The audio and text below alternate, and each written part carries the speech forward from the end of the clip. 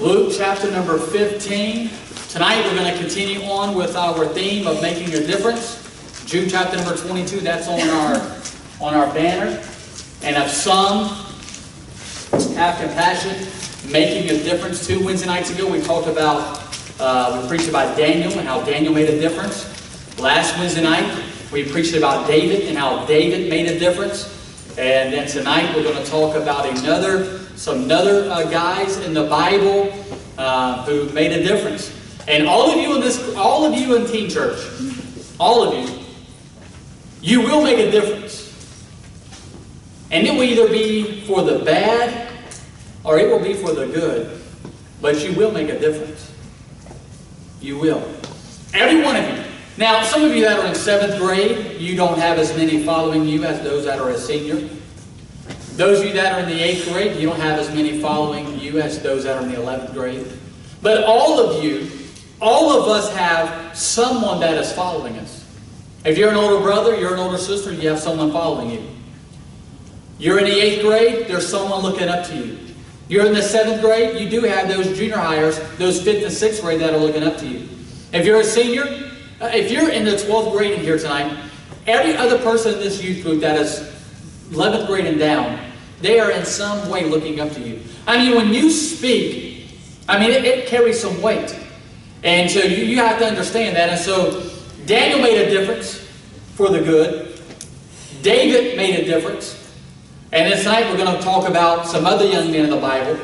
And so in Luke chapter number 15, Luke 15, if you found your place, we're going to start reading in verse number 11. We're going to read a lot of verses tonight in Luke chapter number 15. And he said, a certain man had 2 sons, and the younger of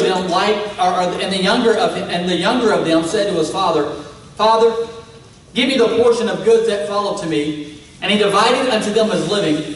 And not many days after, the younger son gathered all together and took his journey into a far country, and there wasted his substance with riotous living. And when he had spent all, there arose a mighty famine in that land, and he began to be in want.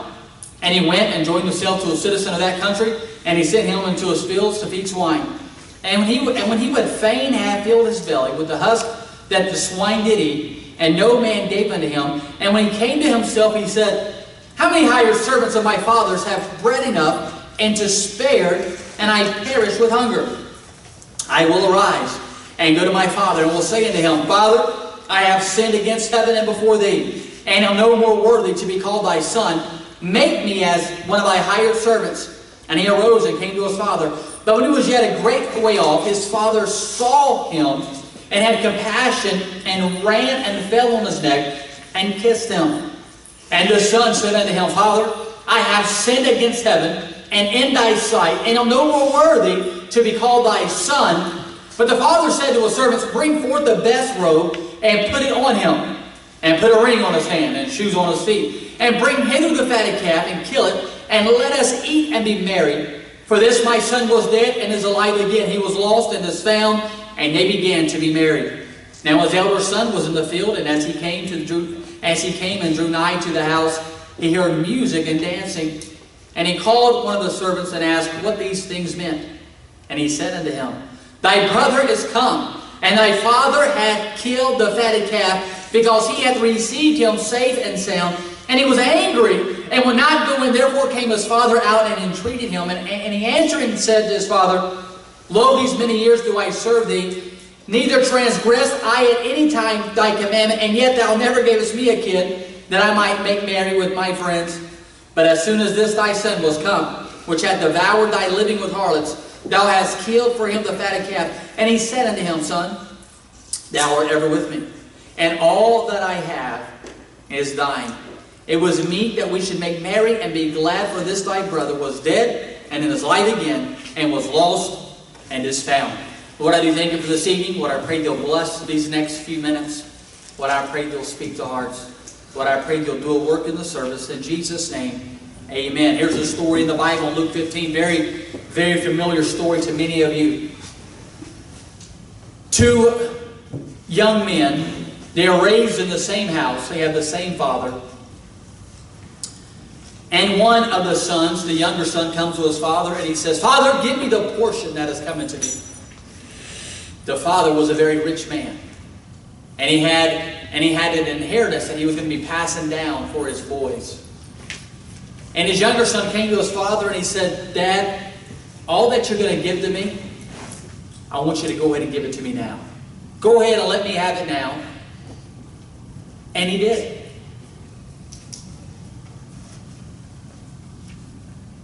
The father gave him everything that was going to be his.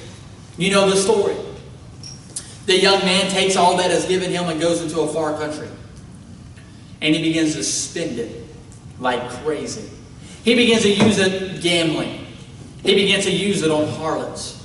He begins to use it on the fine dining of that time. He began to use it on the best motel rooms. He began to use it on all of the things that the heathen was spending their money on, is exactly what he was spending his money on, and he was living it up. And he was enjoying his time. He was having a great time. I was listening to a message today while I was preparing this message, and while I was actually overlooking this message, and I was listening to Dr. Jack Howes preach a message entitled, Sunday's Coming. It's one of my favorite messages that he preaches, and the truth of the matter is this, that Sunday is coming. And what he was talking about, what Dr. Howes was talking about, was that the world, they're living it up, and they seem to be enjoying the things of the world, and they are for a season, but Sunday's coming. There's going to come a time when they're not going to be enjoying it anymore, because Sunday's coming. And for this young prodigal son, in Luke chapter number 15, he was living it up, but Sunday came for him, and it came to him quick. Now, some Sunday, for some, will come quicker than others. But Sunday's coming. And Sunday came for the prodigal son, and he lost everything. And he finds himself eating that which is given to swine. He finds himself in a pig pen, eating the husk. And he comes to himself, the Bible says in Luke chapter number 15, and he says, my father's servants, they eat better than I do. And so you know the story, we just read it. He gets up and he goes home. And his father's looking for him, and his father sees him coming, and his father runs to meet the prodigal son. And whenever he meets the prodigal son, he said, yes, my son is home. And the prodigal son said, Dad, just make me one of your hired servants. And his dad threw him a big party. And his dad gave him a big party, and he was living it up, and his other brother was out in the field making sure the work was getting done. And he came back in for that evening, and he saw and he heard the music playing, and he saw the dancing, and maybe they had a big fire going, and man, people just eating and drinking and just having a big old time. And his older brother said, man, what's going on in there? And one of the servants said, have you not heard your brother's home, and your dad's giving him a big party? And he gets angry, he gets mad.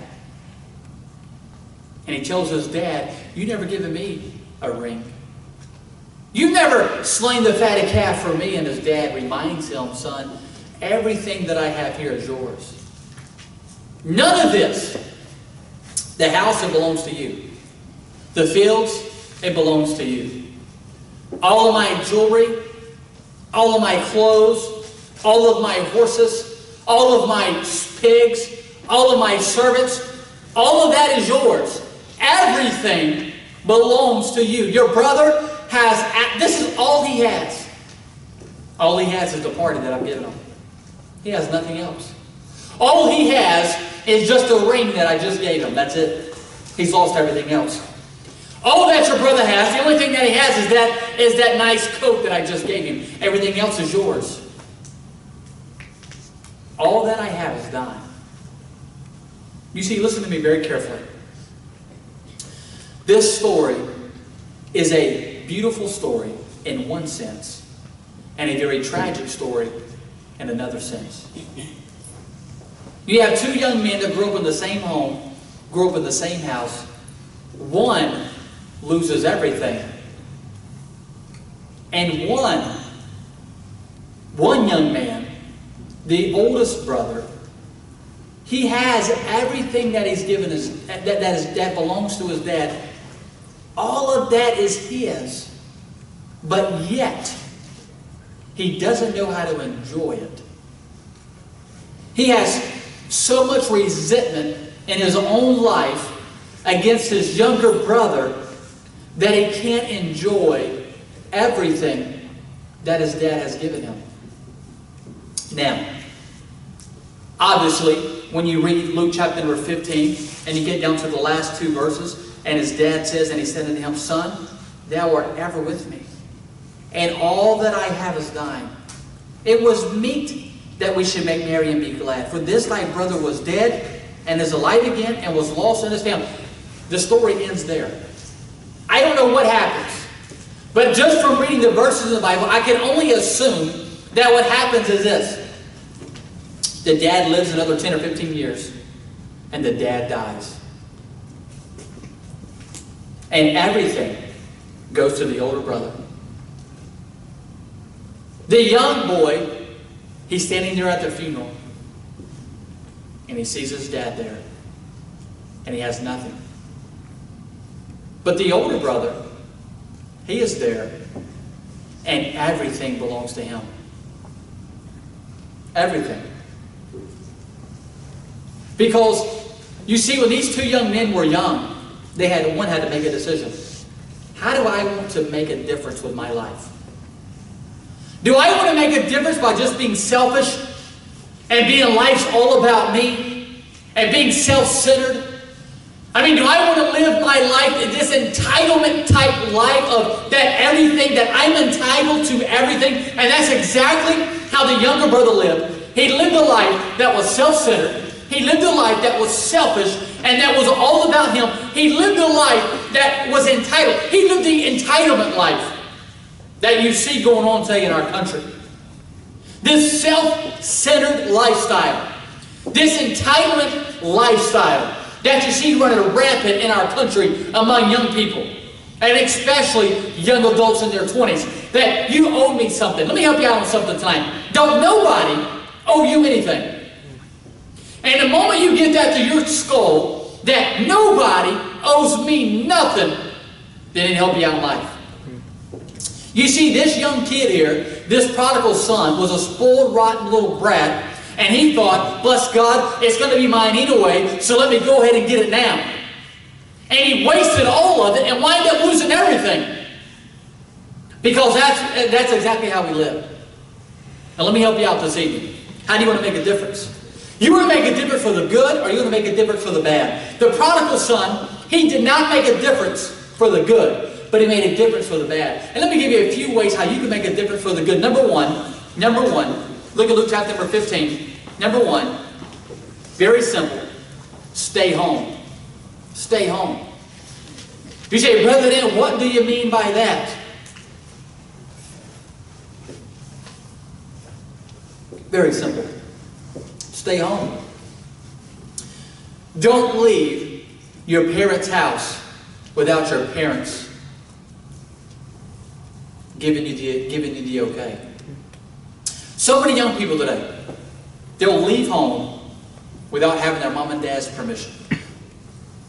Stay home. Don't just stay home physically, but stay home in your heart. Some of the young people, they live in a good Christian home, and they have a mom and dad that loves them, and they have a mom and dad that's trying to take care of them, and they go to a good church, and they have a youth pastor that loves them, they have Sunday school teachers that love them, but yet in their mind, they're like this prodigal son, who long before he left physically, he had already left in his mind, and he's already thinking, I want what the world has to offer. I want my money now. I want to live it up now. I want to enjoy. I want to go out there and just live it up in the world. And that's exactly what the prodigal son did, and that's exactly why he lost everything. Not only because he left in his mind, but then he left physically. And long before many leaves physically, they'll leave in their mind. They'll see other teenagers getting away with things, and they'll think, my parents won't let me do that. Yeah, there's a reason why your parents won't let you do that. They have what is called a brain. There's a reason they won't let you hang out with certain people. There's a reason they don't want you going on dates by yourself. There's a reason why they're going to make you wait until you get older. There's a reason they're not letting you text these boys and these girls. There's a reason for that. And so many young people, they leave in their mind as the prodigal left physically. And they don't make a difference for the good. They make a difference for the bad. And they affect those others who are following them. So many young people leave church in their mind long before they leave church physically. So many young people leave their home in their mind long before they leave their home physically. So many young people quit reading their Bible, and they quit praying, and they quit spending time with God. They quit going soul winning. They quit trying to make a difference for the good. They stop doing all that because why? There's a lot of reasons why. But one of the main reasons is because they have left in their mind. Number one, stay home. Number two, you will fail to make a difference for the good when you fail to take responsibility for your own actions. When you fail to take responsibility for your own actions is when you will fail to make a difference for the good. I've seen so many young people do this. They'll get in trouble. And here's what they'll do. They'll blame it on somebody else. Very rarely, I mean I have, but very rarely have I ever seen a teenager get in trouble and they took responsibility. No, here's what they do. Brother Dan, they made me do it. My friends, they talked me into it. Brother Dan, you just don't understand. And we got that from Adam in the Bible. Back in Genesis, Adam, what did he do? Blamed it on Eve. And then what did he do? Blamed it on the serpent. And then the serpent looked to blame it on. He had nobody to blame it on. And that's what teenagers do. That's what a brother will do. Well, my sister made me do it. Or my brother made me do it. Or that other teenager made me do it. Or so-and-so made me do it. No, listen to me. You need to learn to take responsibility for your own actions. We talked about David last week. And what was one of the reasons why David made a difference for the good? I'll tell you why. It's because David knew how to take care of responsibility. And what we need today in this generation is young people that know how to take responsibility. Take responsibility for your own actions. Take responsibility for whenever you fall, you fall. And you take responsibility for that. And you don't become this victim of, bless God, they made me do it. No, you did it because you wanted to. And until you learn how to do that, then you'll truly never get forgiveness in that area, and you'll truly never get victory in that area as long as you are blaming everybody else. You're blaming somebody else for your bad attitude. You're not going to get victory over your bad attitude. You're blaming somebody else for your disrespect to the authority. You'll never get victory over disrespect to authority as long as you're blaming somebody else. You need to take responsibility for your own actions. You have a bad attitude? You have a bad attitude because you have a bad attitude. Not because somebody else gave you a bad attitude. No, because you have a bad attitude. Take responsibility. Take responsibility. The young man, in verse number 17, the prodigal son, you know what he did? And when he came to himself, he said, how many hired servants of my father's have bread enough and to spare, and I perish with hunger? I will arise and go to my father, and will say unto him, Father, I have sinned. I have sinned. You know why the prodigal son got forgiveness? Because he took responsibility for his actions. You know why the prodigal son, why he got the fatted calf? Because he took responsibility for his own actions. Now, obviously he lost everything.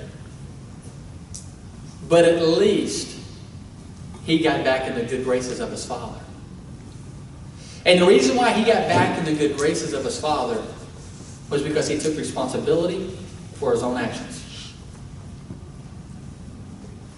You know what you and I need to learn to do?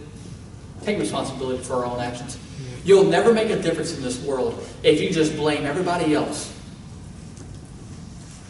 You blame everybody else for your problems. You blame everybody else for the sin in your life. You blame everybody else for your attitude. You blame everybody else for whatever you're blaming it on. Or whatever your problem is, you're blaming everybody else. When the fact is, you and I need to take responsibility for our own actions. Look at verse number 25. Now his elder son was in the field, and as he came and drew nigh to the house, he heard music and dancing. And he called one of the servants and asked what these things meant. And he said unto him, Thy brother is come, and thy father had killed the fatted calf, because he had received him safe and sound. And he was angry, and would not go in. Therefore came his father out, and entreated him. And so instead of the older brother reaching out to his younger brother, he got mad.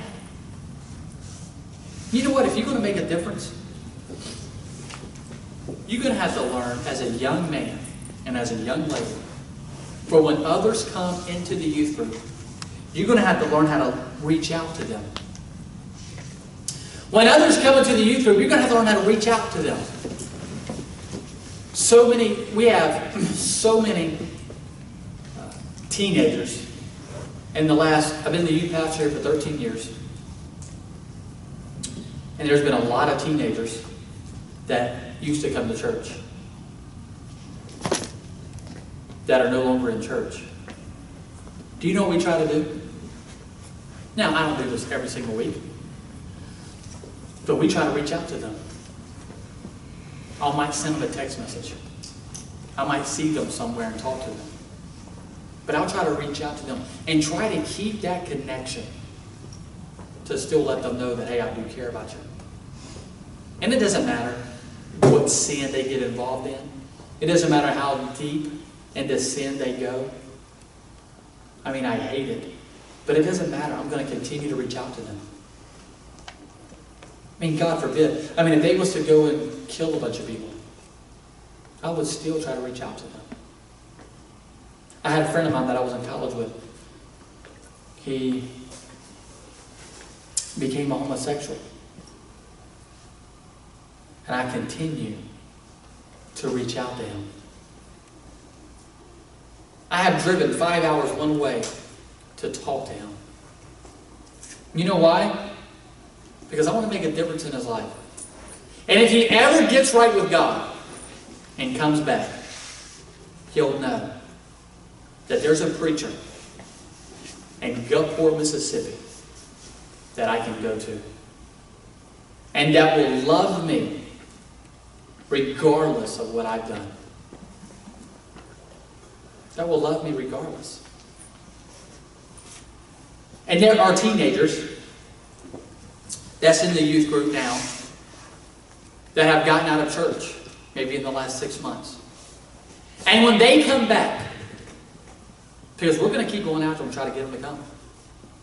And when they come back, you know what they need?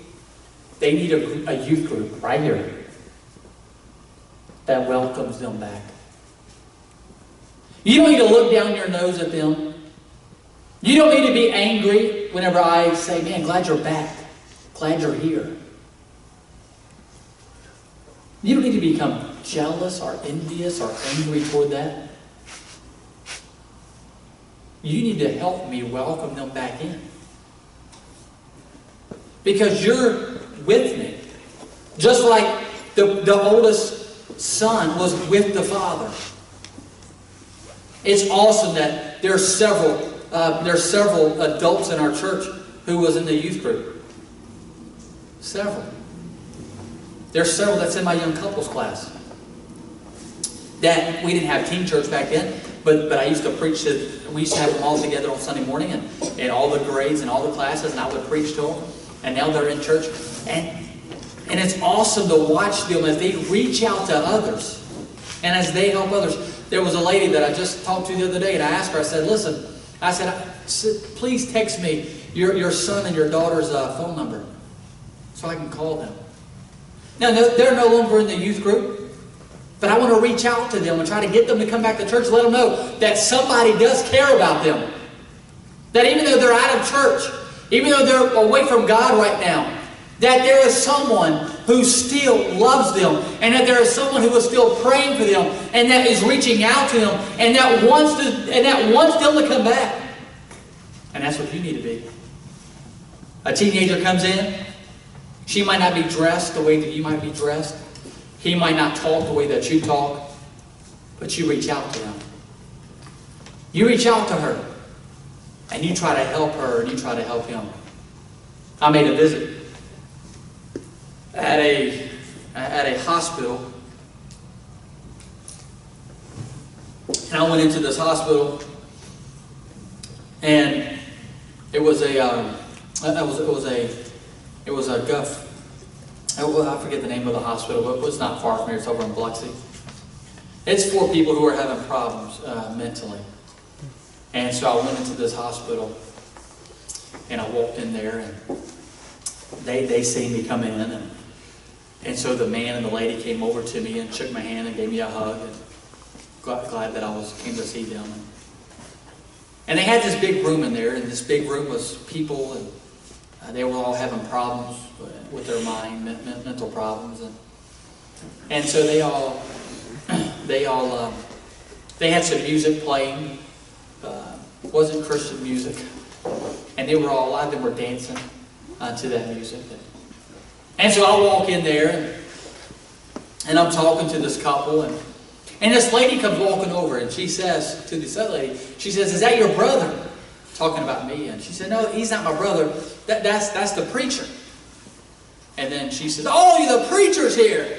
And I said, "Yes, ma'am, I'm a preacher, and I'm from Faith Baptist Church, and I'm here to talk to them." And she said, "Will you pray with us?" And I said, "Sure." I said, "I'll pray with you." And so several of them gathered around, and she reached over and grabbed my hand, and I grabbed this other lady's hand, and we were holding hands, and then I began to pray. While I was praying, I had lots of thoughts. I'm still a kid at heart, and so sometimes I have a struggle not laughing at certain things when people say certain things or do certain things. And so I was fighting back from laughing because, the lady that was holding my hand, she was rubbing on my hand, and so I was trying not to laugh at that. And this lady that was over here, that was holding my hand, began to lift and hold my hand up, and she was kind of swaying back and forth, and so I'm trying my best not to laugh, and at the same time I'm trying to be serious because this man across from me is crying because his wife's in there, and so I'm trying to be serious, and this lady's rubbing my hand, and this lady over here is she's got my hand up like this, and she's waving it back and forth, and I don't know what she's saying. I think she's speaking in tongues. I have no idea what she's saying. And so I'm sitting there trying to pray, and I'm asking Lord, I'm thinking, here's what I thought. I thought about some of you.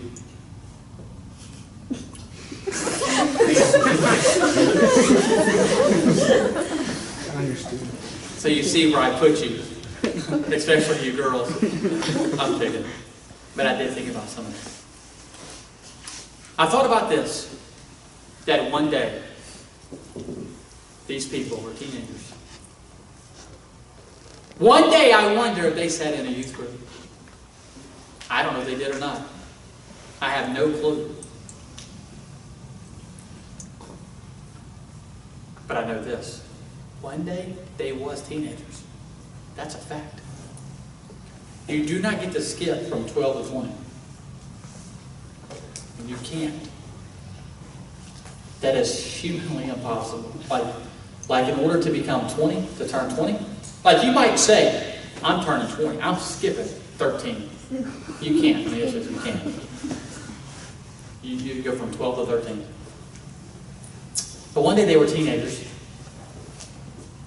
and I wonder if they had a youth pastor that was after them. I wonder if the youth group they was in, I wonder if the girls, I wonder how they treated these girls.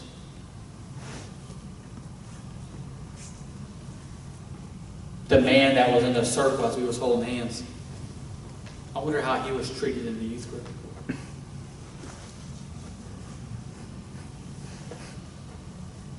You understand what I'm telling you?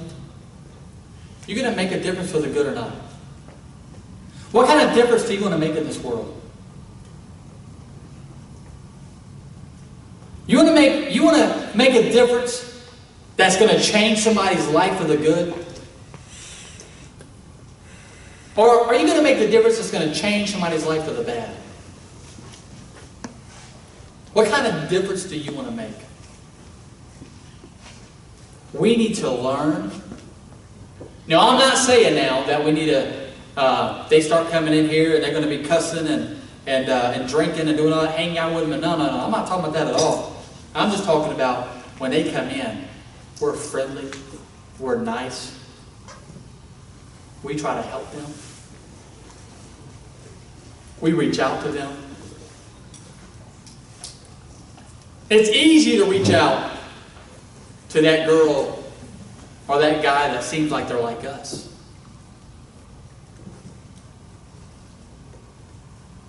But when they seem to be different than us, it's hard to reach out to them. Let me ask you a question. What kind of difference do you want to make in life? How many of you have been at your school the last couple of weeks trying to make a difference for the good? I mean, reaching out to that boy or that girl, maybe in your neighborhood, that nobody likes. Every eye closed and we're looking around.